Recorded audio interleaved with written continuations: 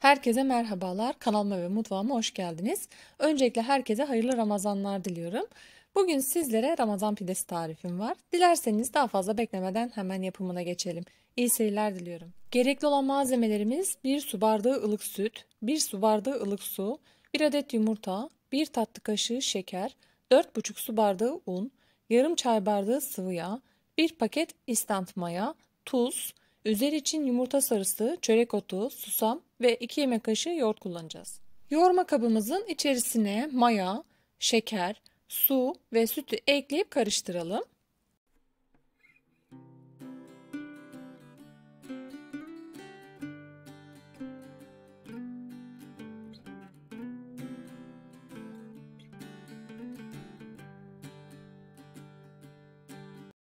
Sıvı yağ, yumurta akı ve unu yavaş yavaş eklemeye başlayalım.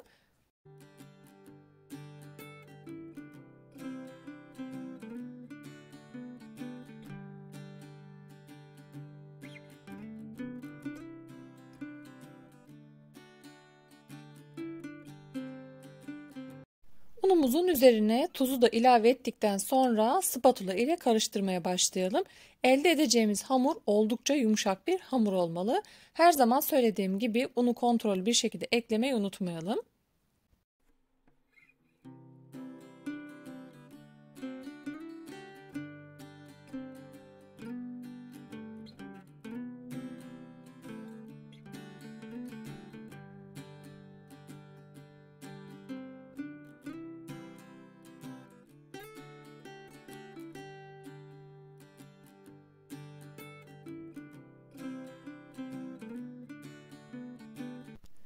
Bir süre sonra spatulayı çıkarıp elimizle yoğurmaya başlayalım.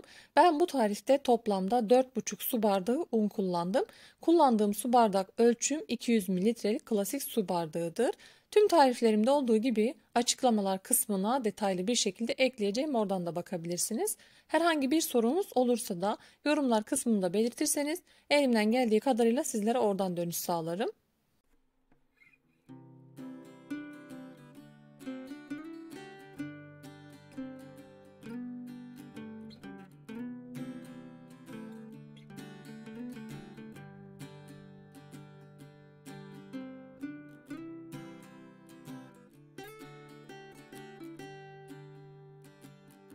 Hamurumuzu biraz toparladıktan sonra un serptiğimiz tezgahımızı alalım.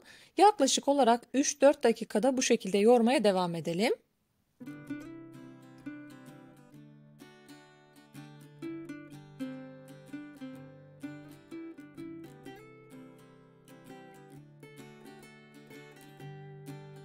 Pidenizin güzel olmasının en önemli püf noktalarından bir tanesi de hamurunuzun kıvamıdır. Oldukça yumuşak bir hamur elde edelim. Üzerini kapatıp oda sıcaklığında yaklaşık 45 dakika mayalandıralım.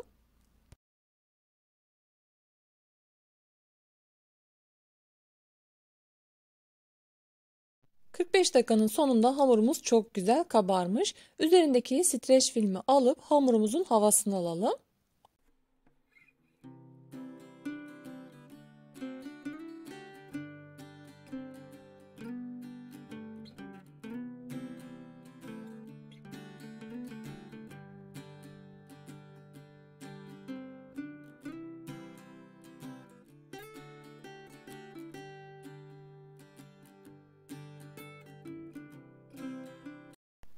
Tezgahımıza un serptikten sonra hamurumuzu alalım ve 2 eşit parçaya bölüp bezeler yapalım.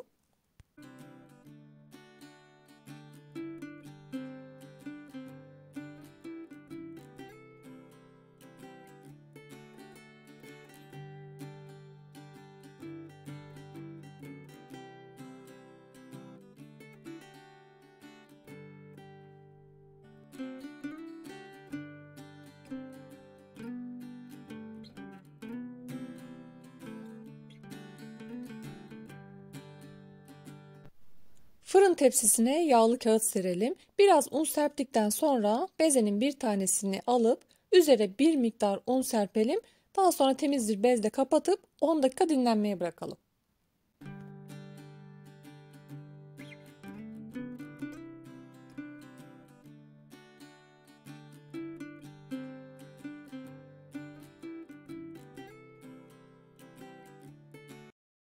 Aynı şekilde diğer pidemizi de hazırlayalım.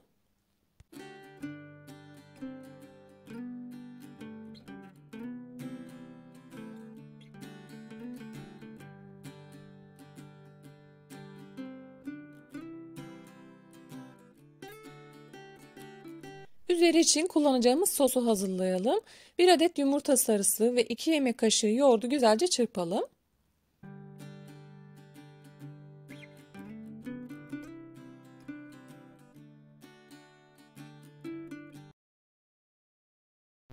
On dakikanın sonunda pidemizin üzerindeki bezi alalım. Elimizle hafif hafif bastırarak büyütelim.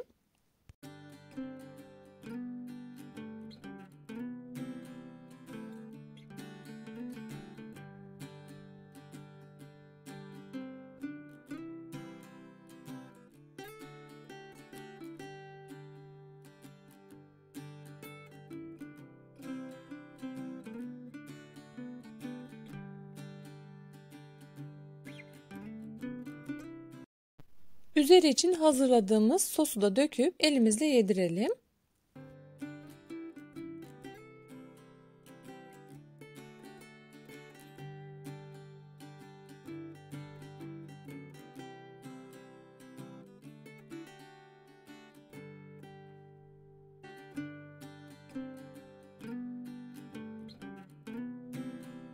Daha sonra parmak uçlarımızla bastırarak şekil vermeye başlayalım.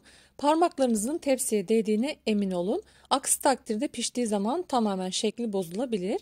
Hatta ikinci defa üstünden geçerseniz şekil olarak daha da güzel sonuç elde edersiniz.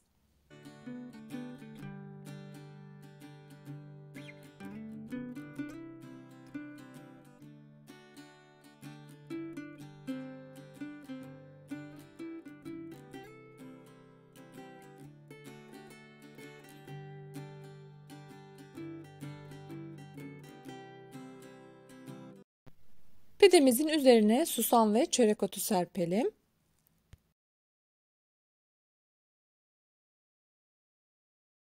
Önceden ısıttığımız 180 derece fırında ortalama 30 dakika pişirelim. Bu süre fırından fırına değişiklik gösterebilir. Buna dikkat edelim. Pidemiz pişti. Evimizde mis gibi kokusu sardı. Altı üstü nar gibi kızardı, yumuşacık oldu. Daha önce denemediyseniz mutlaka denemenizi tavsiye ederim. Pidemizin üzerine temiz, nemli bir bezle kapatıp 5 dakika dinlendirelim. Sizlerin de gördüğü gibi yumuşacık pide oldu. Lezzeti de muhteşemdi. Bir tanesini kesip sizlere yakından da iç dokusunu göstermek istiyorum.